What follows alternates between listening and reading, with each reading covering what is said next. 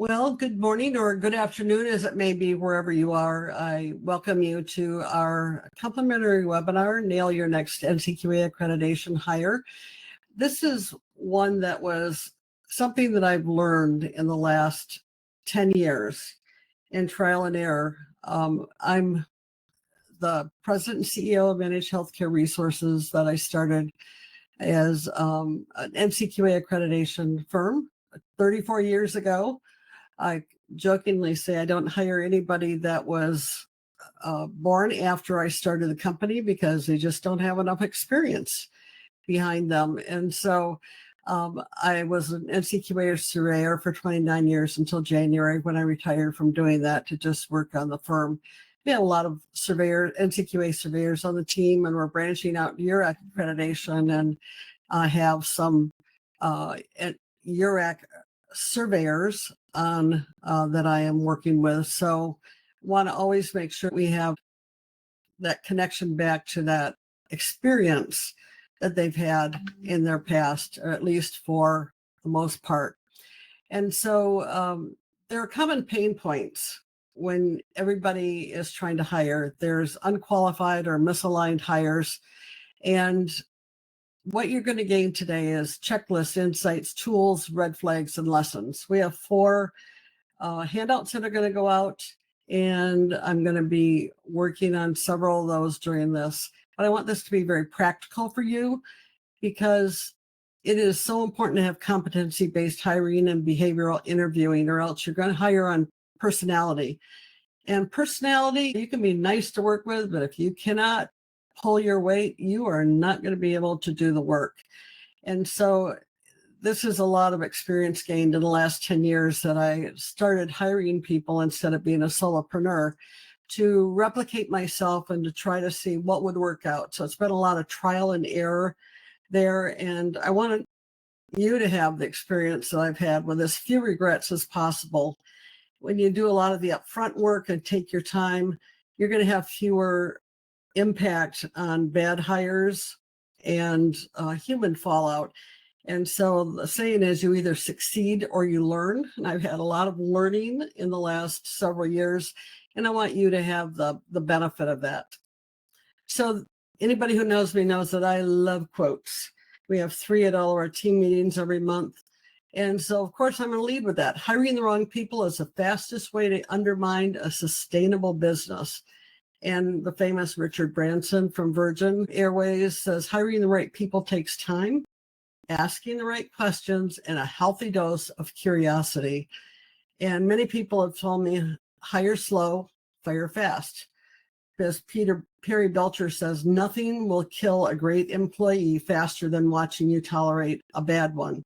We know that once people get their foot in the door, they are probably going to stay for quite a while until either they're not meeting their performance measures for months on end, or you just get tired of the poor performance.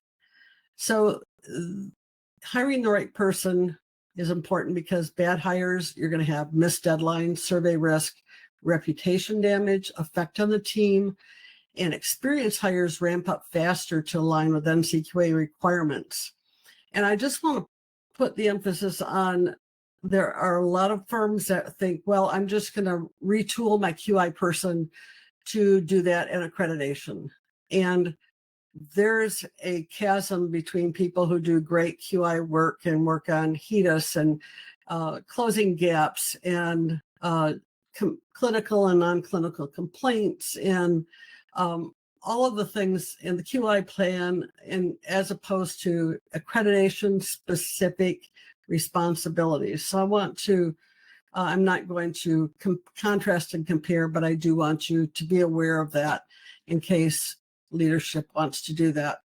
So right now I am going to have a poll, and I would like you to answer that. I pulled the poll up. I hope that you can see that. I'm going to give you 30 seconds to respond to that. Be very decisive. How confident are you in your current accreditation hiring process? Not confident at all? No specific strategy, hit or miss, or I always hire the correct person? it's hit or miss. On that 60% said it's hit or miss, 30% no specific strategy, and woohoo, whoever said, I always hire the correct person. One person said that. Kudos to you.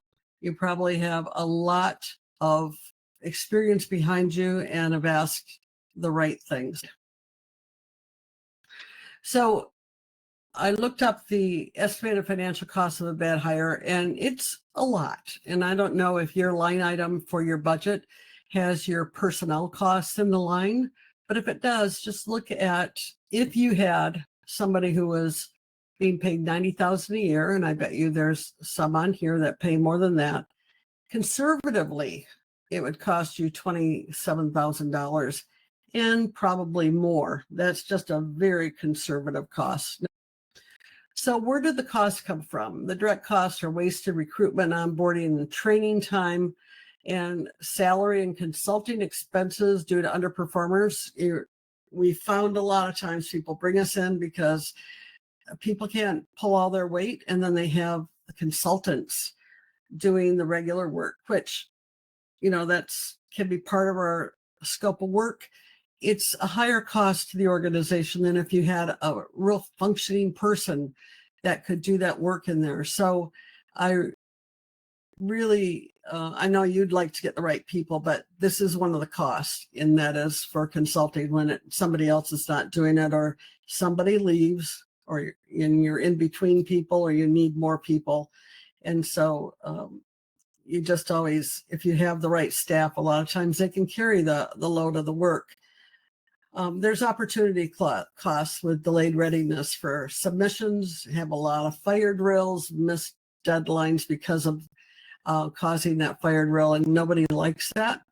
Lost productivity from senior staff who have to step in and cover the gaps. And I know some people on this call who really had to do that.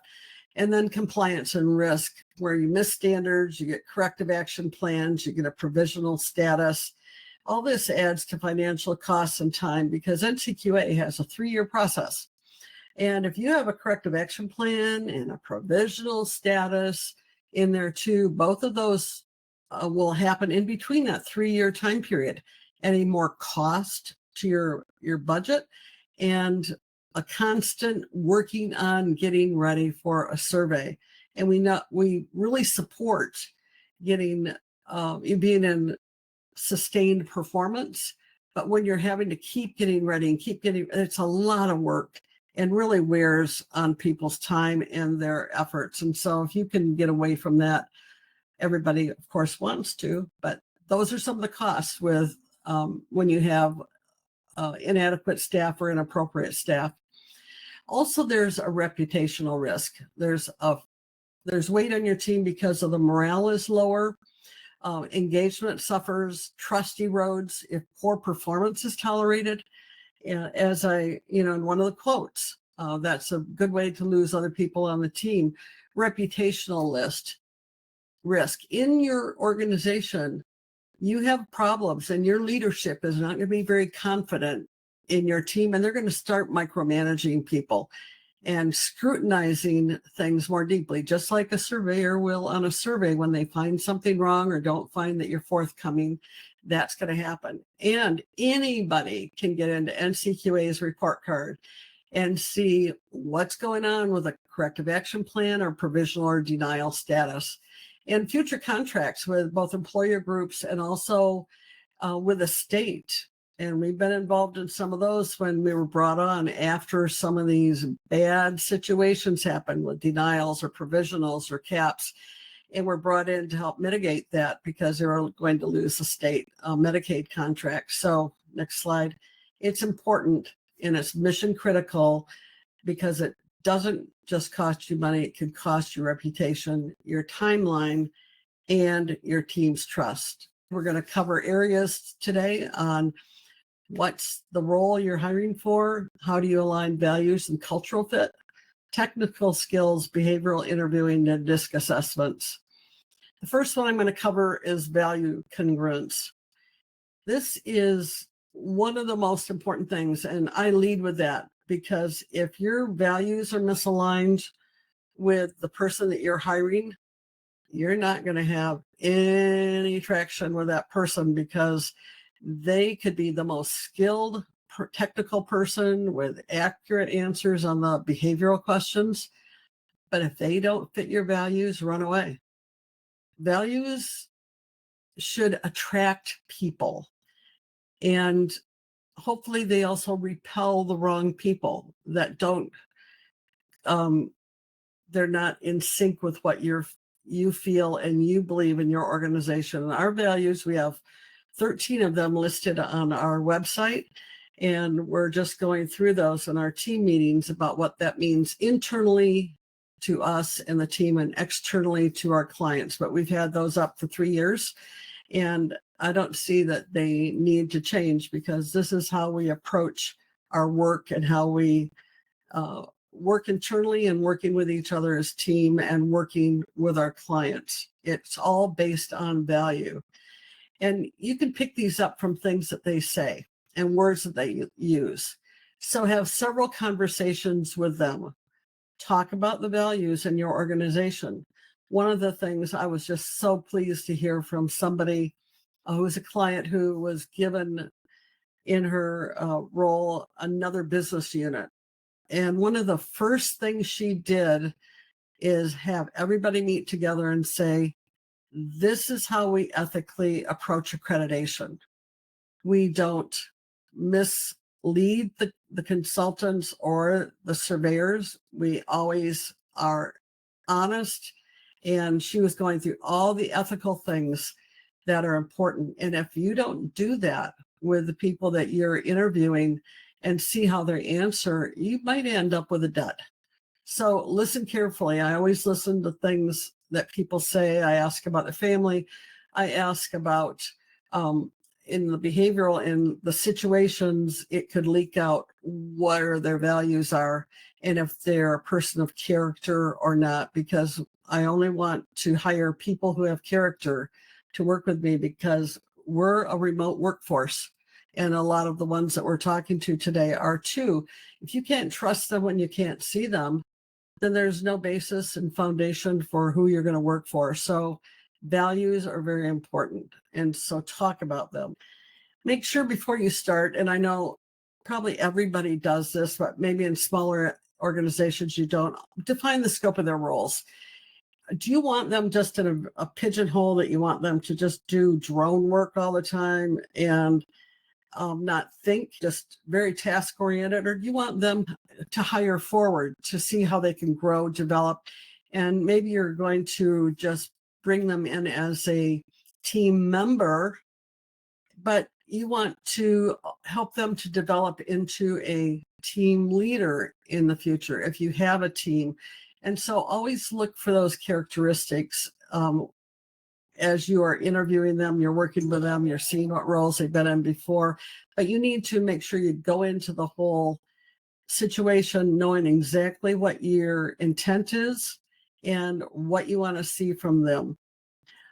So of course, team leader needs to have the breadth of knowledge, plus have leadership skills, and also, and you can, in the behavioral interview, you can find some of these out. And then of course, a sole accreditation person has to do everything. And they certainly need to be able to teach, delegate, organize, and have wonderful time management. This is really critical because there is so much to do if you're the solo person. And we do have clients like that. Usually there's smaller health plans or single products that we're helping with.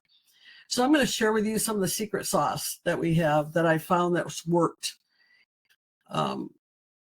It's worked for us. A lot of trial and error. How do we do this? And I'm always tweaking it, but this is how it is. I have a video submission that every applicant has to have. I was sick and tired of getting 500 applicants who didn't have a lot of qualifications, even had some screening questions, and if they don't answer it a certain way, they get automatic replies, they don't qualify. And then I'd still get people, and then after I screen them, I'd say, I wish I'd known about certain things before. So I have a video submission, no more than 5 minutes. I ask them very specific questions. They are on our website. And this is important because I'm asking them, why do you want to work at MHR? I've had people that come on screening calls and have never even looked at our website.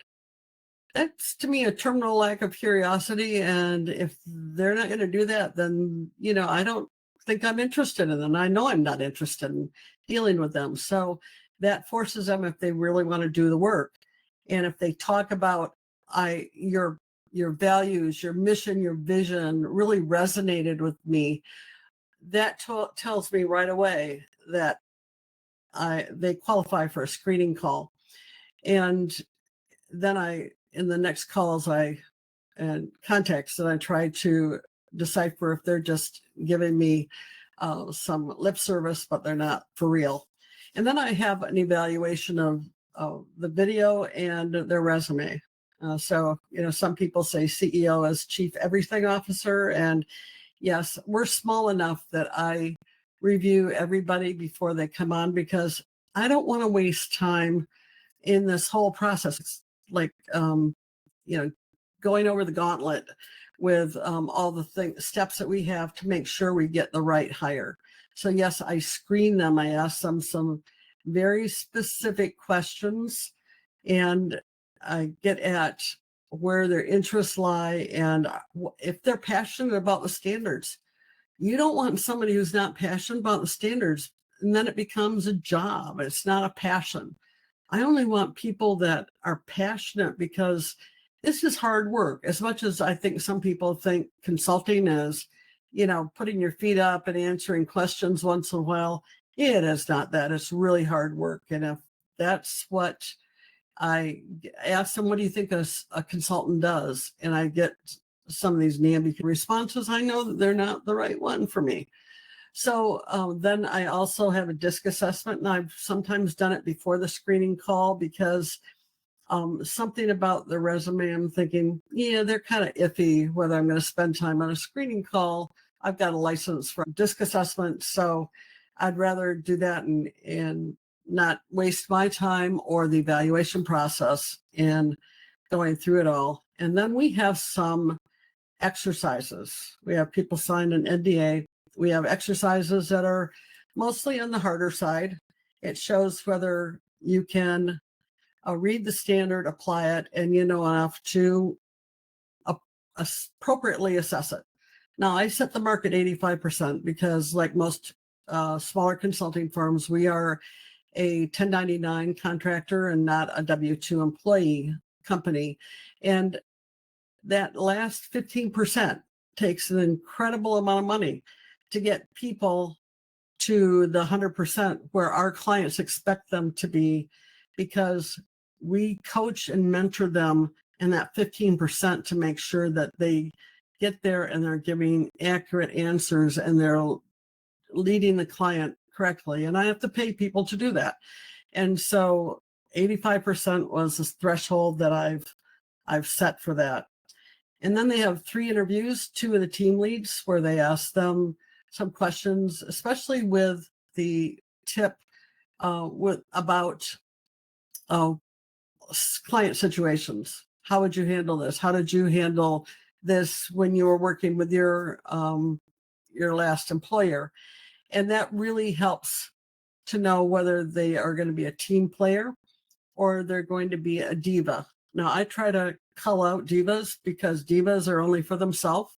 They're only interested in themselves and not in a team. It's all about I. And you'll get to that when you get in the behavioral.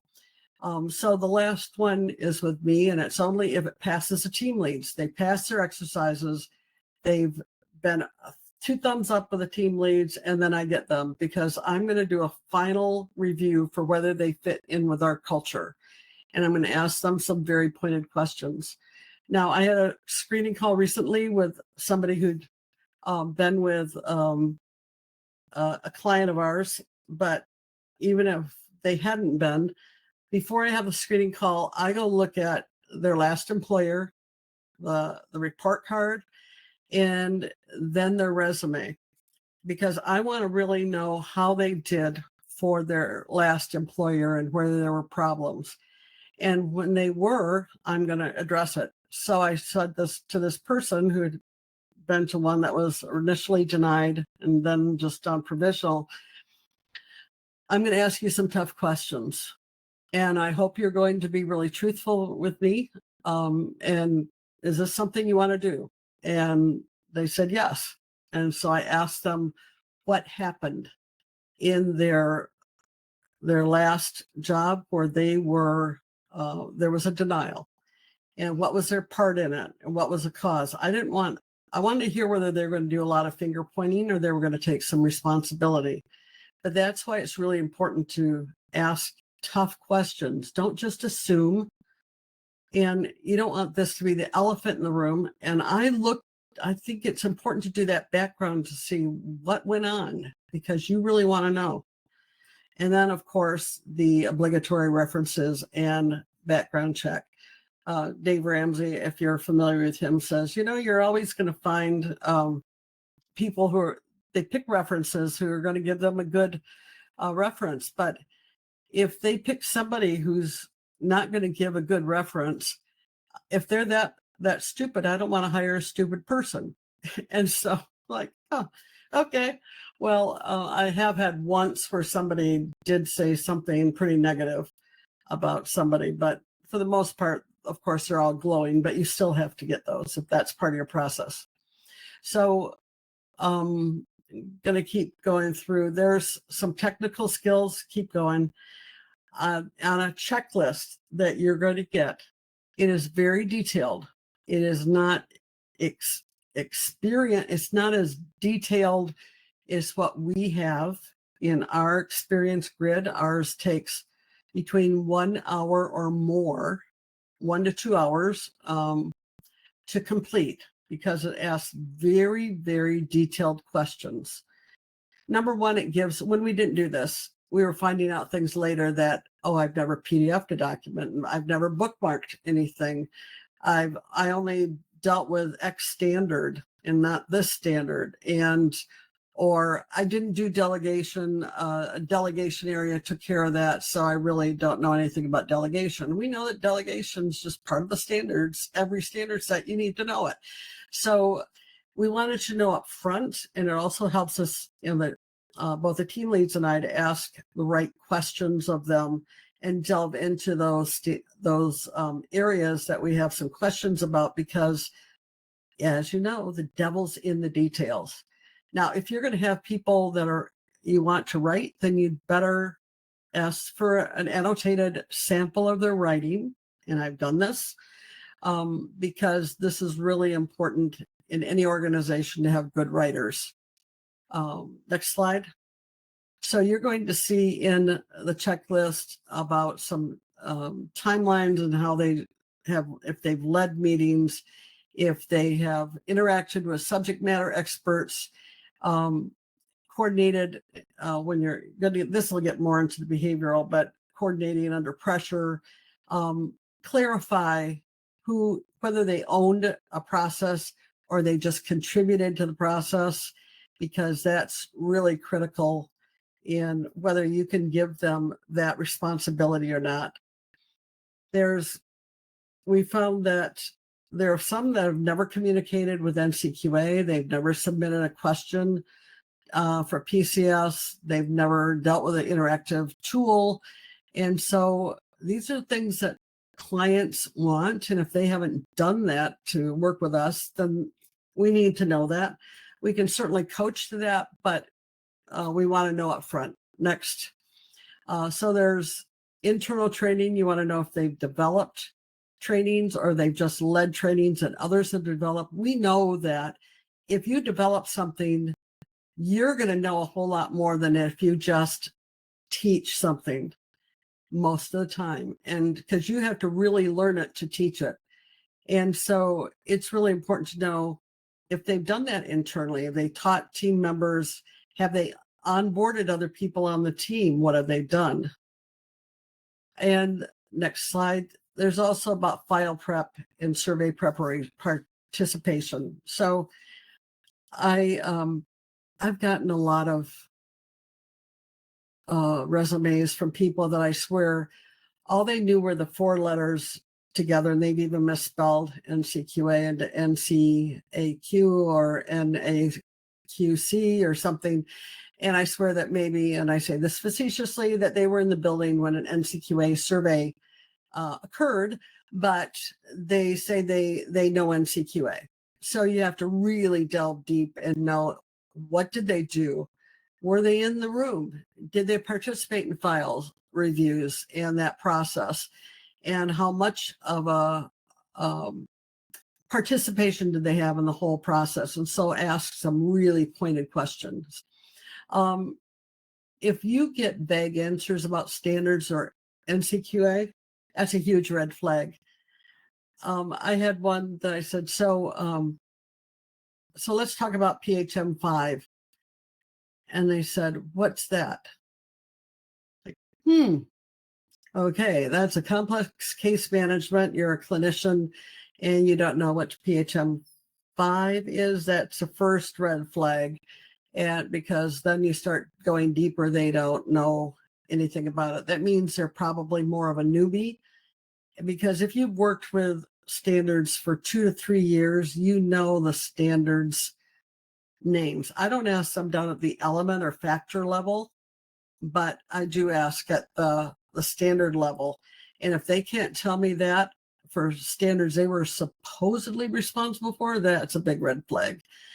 You know, if they've not had that IRT or PCS experience again, that means that they were probably either at a lower level for PCS and somebody else put it in, or they weren't responsible maybe for the IRT, but you need to know all of that. Some other problems are over-reliance and delegating work to SMEs without following up. We see this all the time. There's a mess.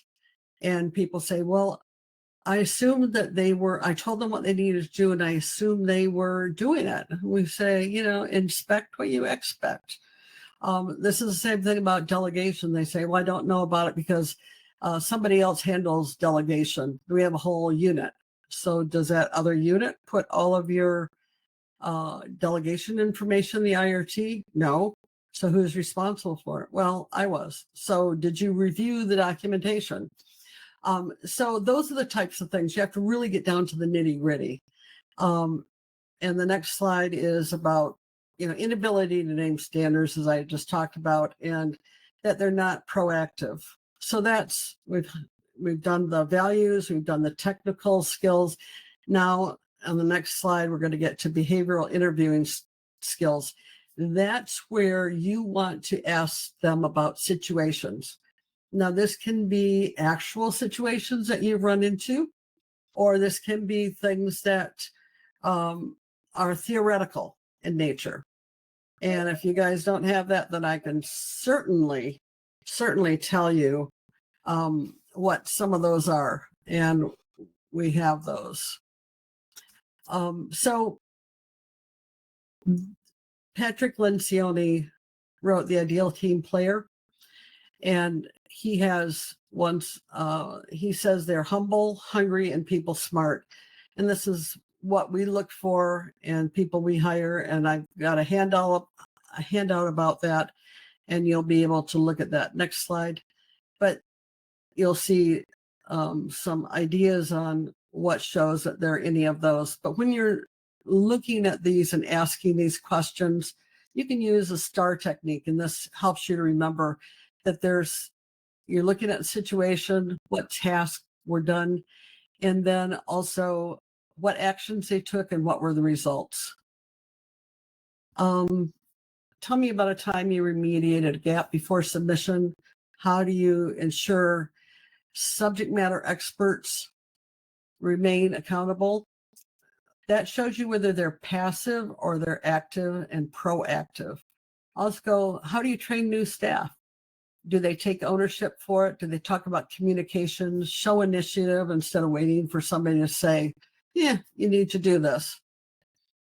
And then one of the things that I found has been really, really critical is discongruence. And this has been in the last couple of years that I've integrated this after I found out about it. I do this either before or after screening calls, as I mentioned. There's pros and cons for each of those. Sometimes if there's, do they even qualify for a screening call? If they don't have the right place on the disc wheel, then I don't even ask them for a screening call. It's pretty accurate, over 90% accurate.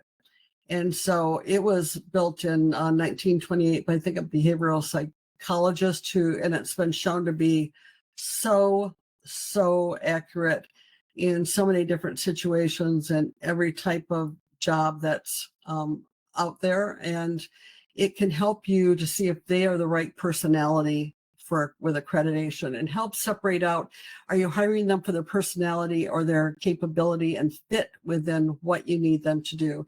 And there is a handout that you'll be getting on the disc. And I'm just going to do a couple things because we're at the half hour. I thought I'd be able to get through in 30 minutes, but as you can see, not the case. So the disc stands for dominance, influence, steadiness, and conscientiousness.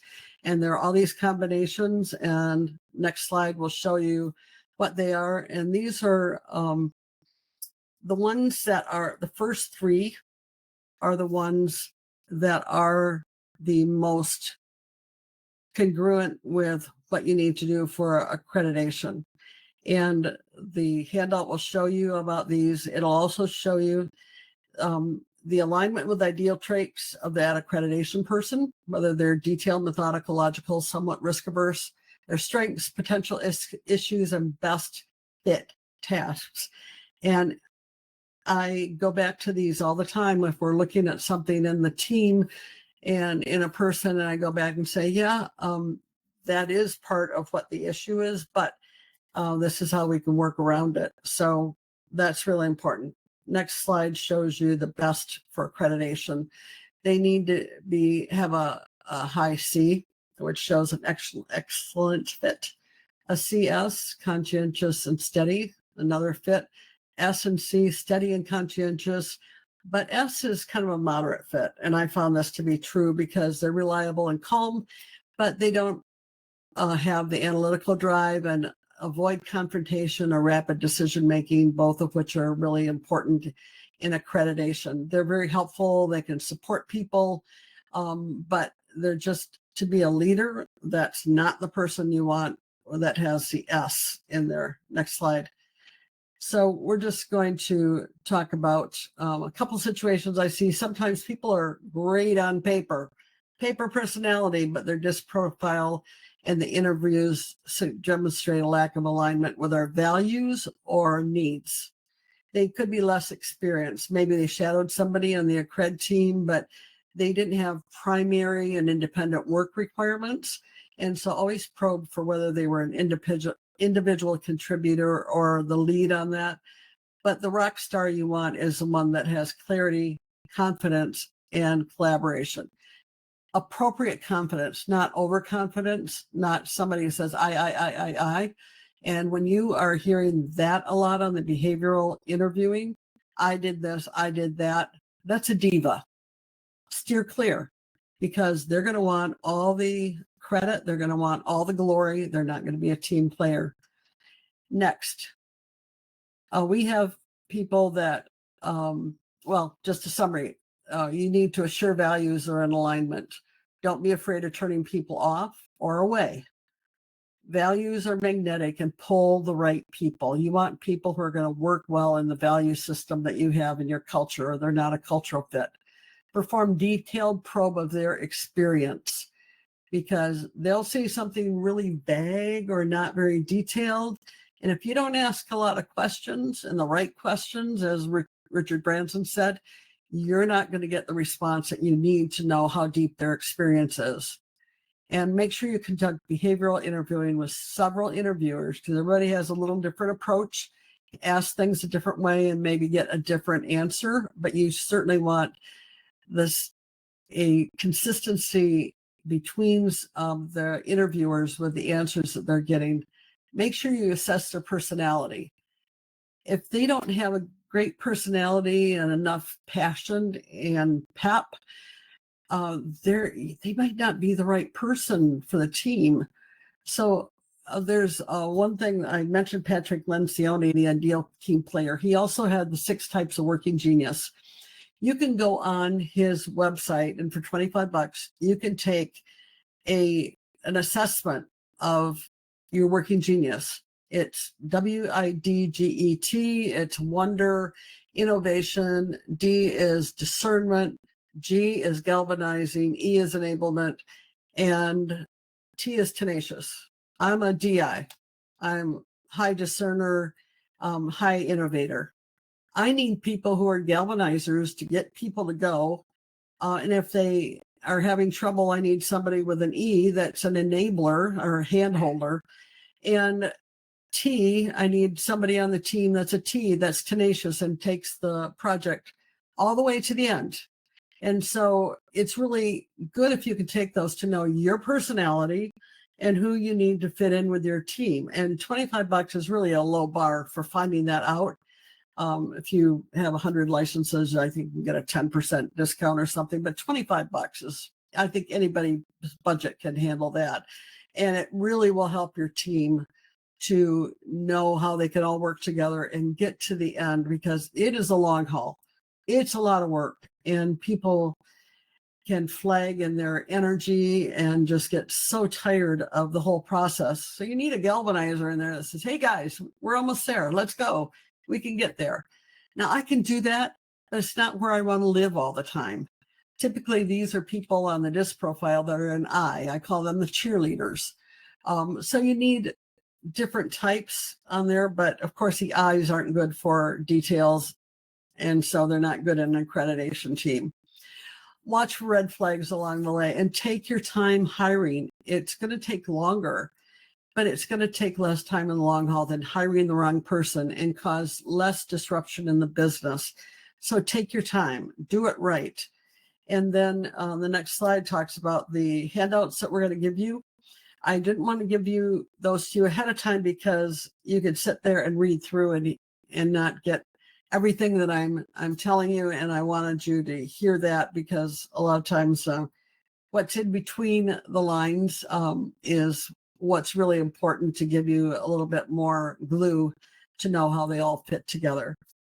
So what I was going to tell you is that a lot of times you don't know what you don't know for evaluating and interviewing when you're a lot of times a smaller or newer organization. And in those times we have helped evaluate resumes, and I've co-conducted interviews and done the sole interview for clients who don't know what they're looking for, have no idea what the right answer is, don't have any confidence. And we were asked recently for that assistance again.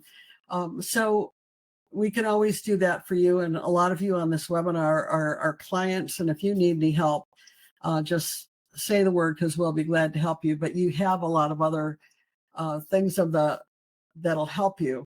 I call this my secret sauce. And I didn't give you all of the ingredients for the secret sauce, but I gave you the high potential ones and then gave you the handouts that can help you to get to where you need to be. If you use all of those and a lot of common sense, you're going to get there. And every once in a while you get a miss. I'm not 100% effective in getting the right people, but I'm a whole lot better than I was 10 years ago. So you either succeed or you learn. And so I've learned, and I try not to make the same mistake twice. And that's what I ask of our consultants, because that means you're not teachable.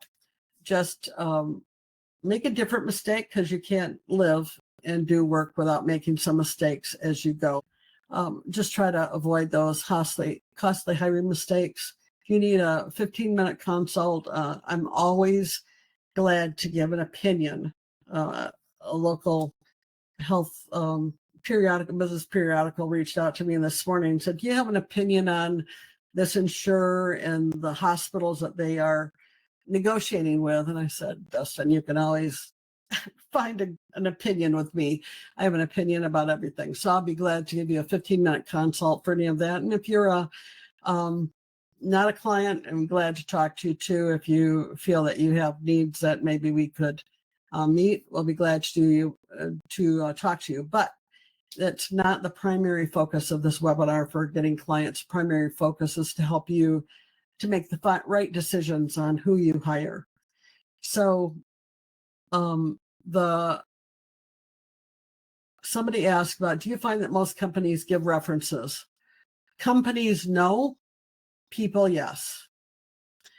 And I have come to where I'm not even asking people to complete a form, because I want to be a little bit more pointed in things that I ask some people about a certain person, as opposed to just a one size fits all. So I'll ask the candidate for names, and then I will set up a time with them. I don't like to call without prior notice. I don't think it's right to disrupt people's days, and I like to have the same courtesy extended to me. So I set up a call, and they're going to be a lot freer in talking to me than they would be if something was sent to HR or sent to them. And so typically they're a lot more open for doing that if I just talk to them personally. That's the only question I saw in the Q&A. Is there anybody else that has a question that I can answer, since you've done some fast power listening to me today? If you want to put it in the chat. I didn't look at the chat. I looked in the Q&A. Okay. Well, if you think of something afterwards, please feel free to reach out to me. This is my address. You can always go on our website at managedhealthcareresources.com, and there's a contact us button there that you can submit anything to us. And one of these freebies will be on the website. Thank you so much, everybody. Thanks for hanging on extra time. And again, thanks for putting that investment in today on making sure that you hire the right person, because it is mission critical. It really is so important. If you don't have the right staff, that's just the foundation for everything. So I appreciate you all here. I appreciate your little emojis on the screen. It's always nice to get that. So thank you so much. Take care. Have a